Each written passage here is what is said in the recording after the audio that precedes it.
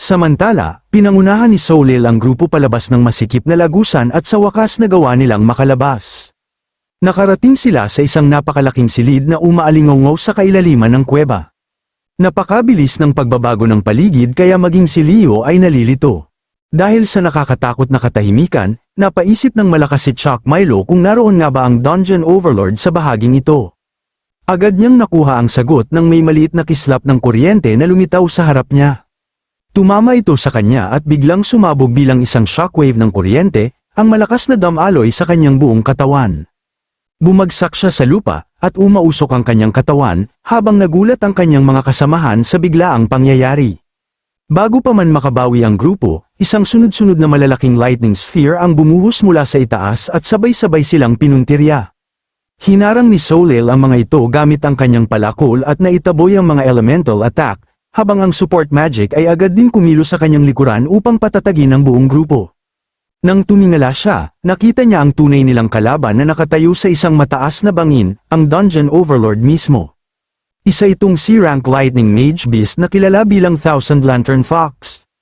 Nagulat si Soleil sa anyo ng nilalang, ngunit nanatiling kalmado si Chen.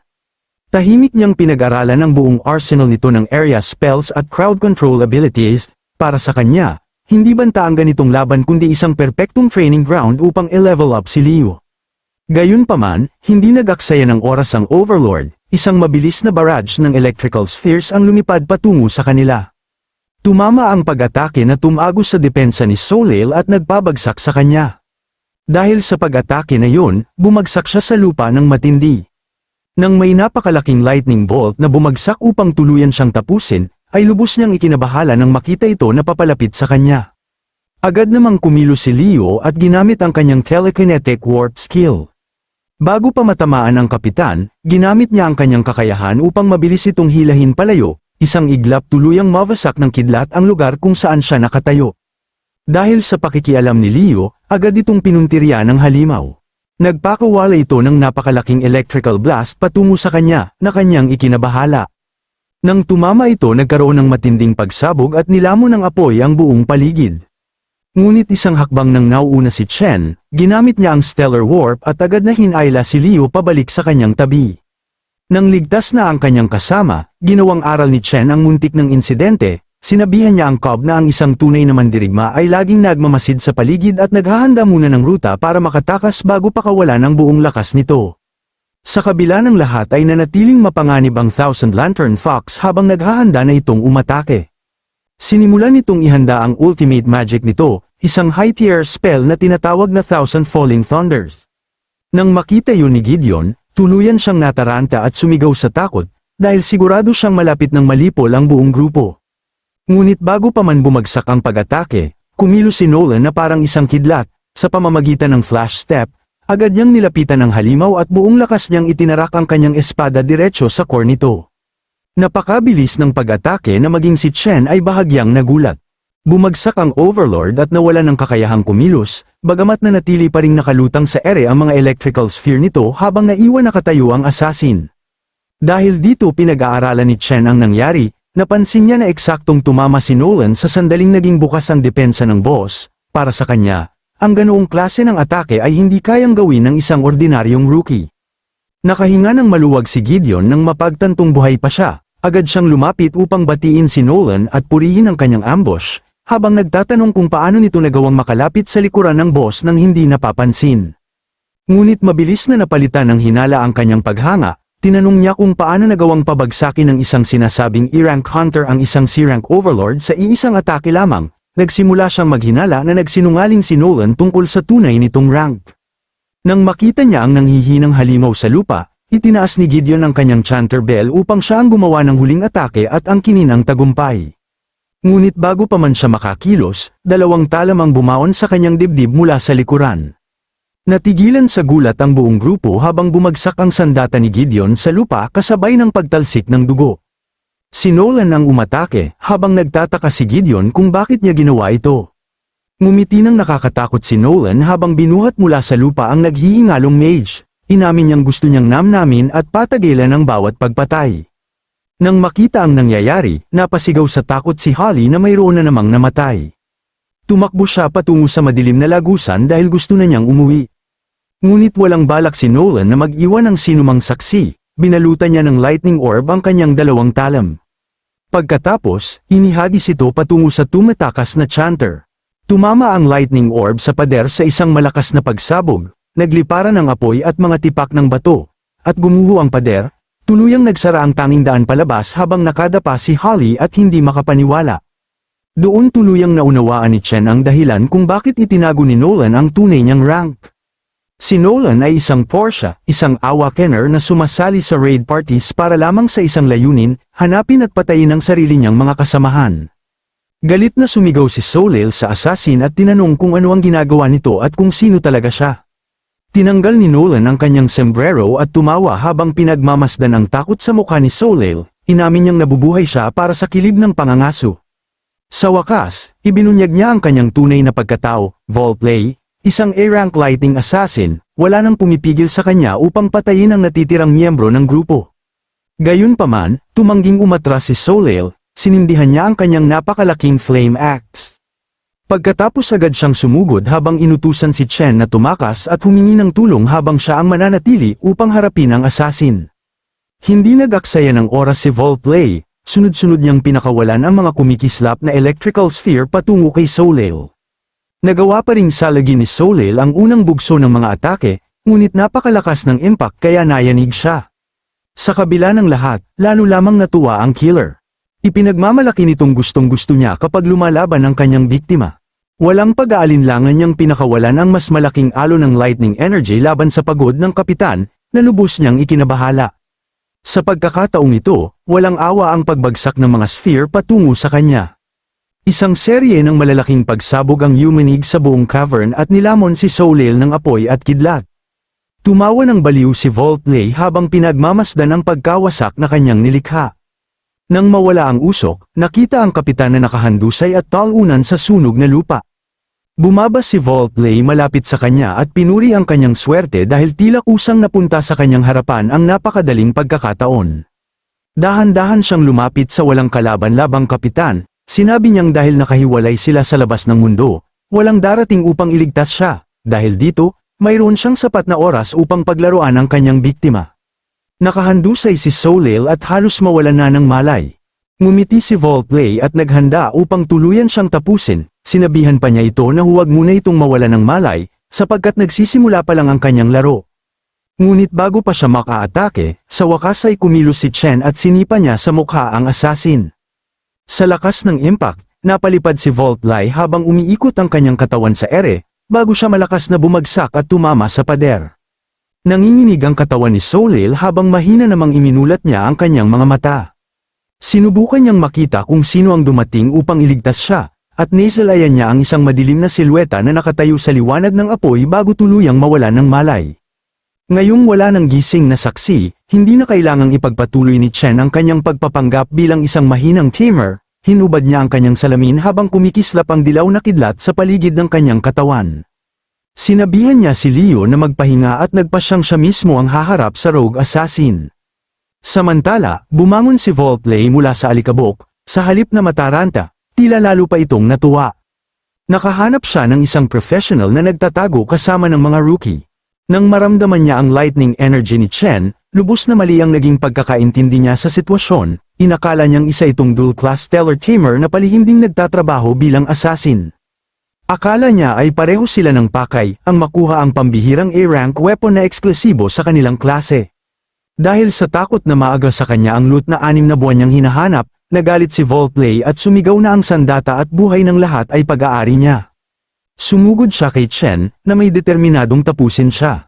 Ngunit casual lamang nitong ipinatawag ang kanyang dagger at tinatanong ang tungkol sa eksklusibong sandata.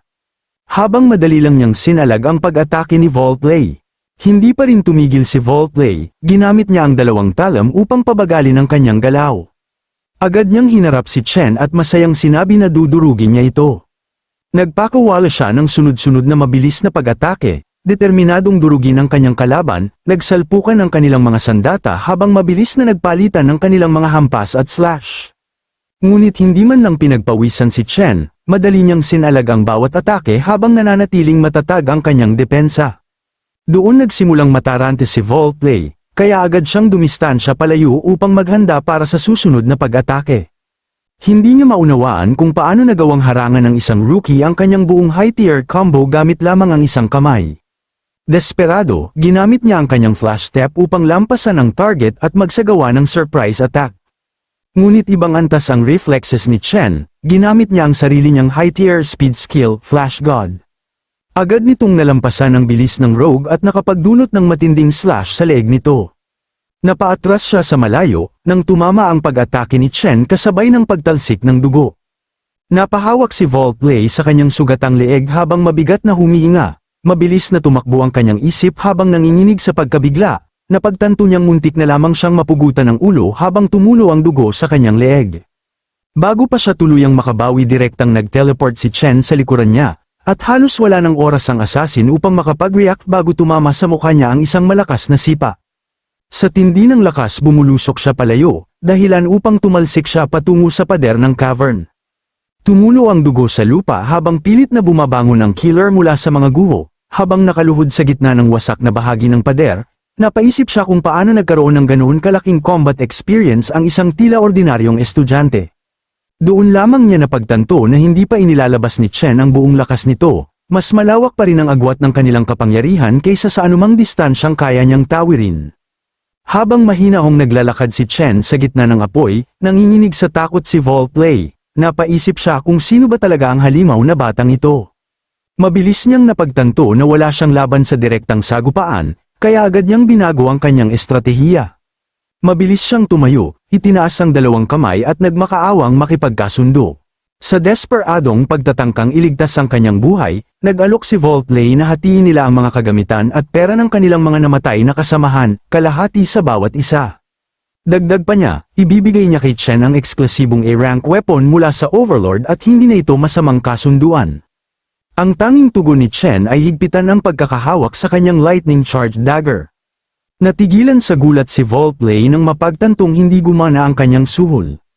Hindi pinansin ni Chen ang alok at patuloy lamang siyang mabagal ngunit nakakatakot na lumakad palapit.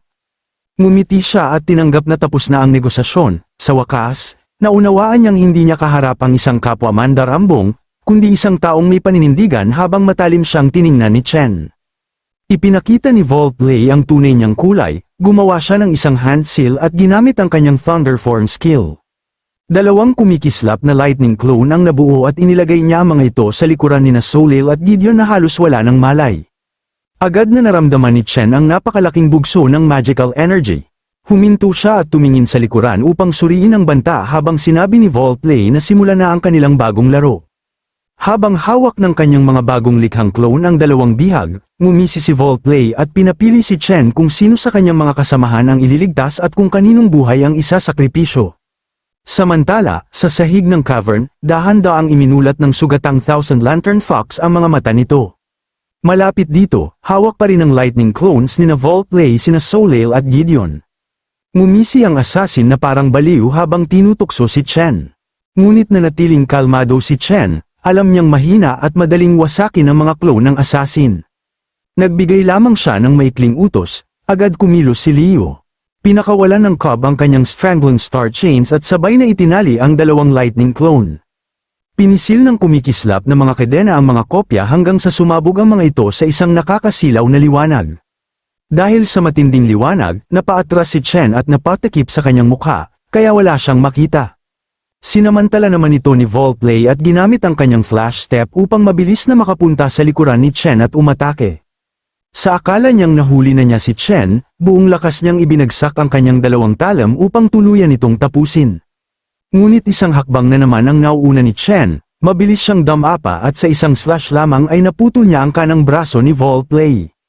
Malamig niyang tinawag itong kaawa-awa, napahiyaw sa sakit si Voltley, hindi niya matanggap na isang rookie ang basta na lamang nakapigil sa parehong ambush na ginamit niya upang pumatay ng napakaraming veteranong Awakeners.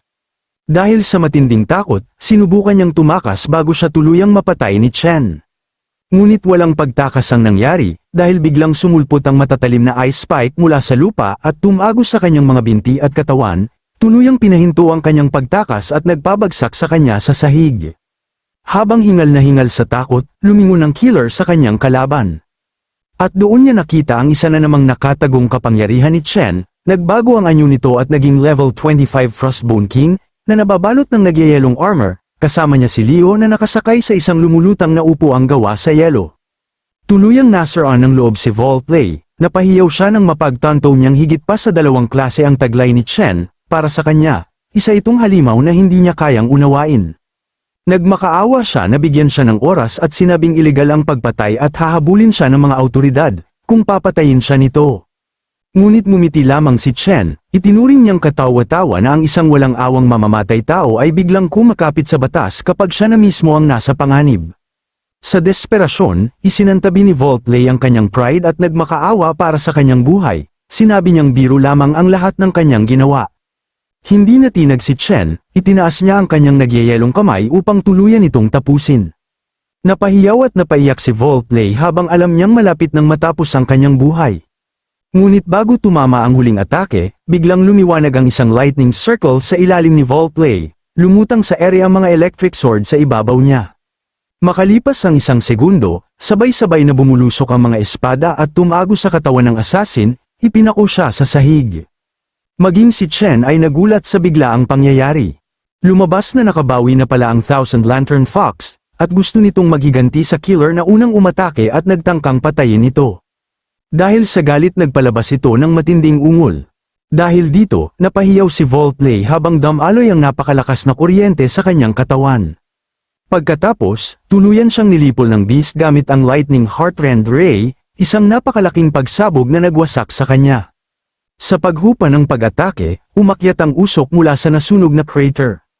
Pinag-aralan ni Chen ang Fox at napansin niyang napakalaki ng damage nito, bukod pa sa napakalakas nitong crowd control abilities. Ngunit biglang ibinaling ng beast ang galit nito sa kanya habang naglabas ito ng lightning sword sa ere, handang umatake. Samantala naging alerto naman si Chen habang pinagmamasdan nito. Sunod-sunod itong nagpakawala ng mga kumikislap na lightning sword patungo sa kanya. Napatahol sa alarma si Leo sa pagkabahala nang makita ang paparating na pag-atake.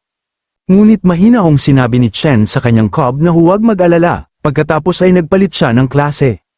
Isang napakalaking haligi ng purple demonic energy ang sumabog sa paligid niya. Kinumpirma ng system ang pagbabago at nag-transform siya bilang level 25 Infernal Rakshasa, hawak ang kanyang great sword, sinabi niya kay Leo na matatapos ang laban sa loob lamang ng isang segundo. Naramdaman ng Thousand Lantern Fox ang napakalakas na halimaw na aura ni Chen at natigilan sa takot. Bago pa ito makakilos, mabilis na sumugod si Chen. Hinawakan niya ng mahigpit ang kanyang espada at buong lakas itong ibinaba. Nanlaki sa takot ang mga mata ng Fox habang paparating ang pag-atake. Ngunit bago pa tumama ang espada, mabilis nitong iwinagayway ang isang puting bandila at nagmakaawa para sa kanyang buhay. Nagulat si Chen sa reaksyon nito kaya agad niyang pinahinto ang kanyang sandata, mismo sa harapan ng mukha ng halimaw. Ngunit sa lakas ng impact, sumabog ang espada sa lupa sa likuran ng Fox. Sa halip na lumaban, nanginginig na lamang na nakaupo sa sahig ang natalong Overlord habang hawak ang maliit nitong bandila at pormal na sumusuko. Natigilan si Chen sa katalinuhan ng nilalang, biglang nagsimulang mag-condense ang electrical power ng Fox sa isang kumikislap na enerhiya. Dahil dito mas nagulat si Chen sa sumunod na pangyayari. Maya-maya, naging isang pambihirang i-rank weapon ang enerhiyang yun, ang Lightning Flash Dagger, nagbibigay ang sandata ng napakalaking bonus sa bilis, lakas, at critical damage, at para sa mga Lightning Assassin, doble ang epekto ng mga bonus na ito. Nang makita ang loot, sa wakas ay naunawaan ni Chen kung bakit 6 na buwan na hinahabol ni Voltley ang mismong dungeon na ito. Makalipas ang ilang sandali, nakatanggap siya ng bagong notification mula sa system, may dumating na beast contract request, isang maliit at mahinang bersyon ng Lightning Fox na nagngangalang Ford ang mahina nitong umungol habang nakahandusay sa lupa. Pagkatapos, inalok nito si Chen na bumuo ng isang binding contract sa kanya.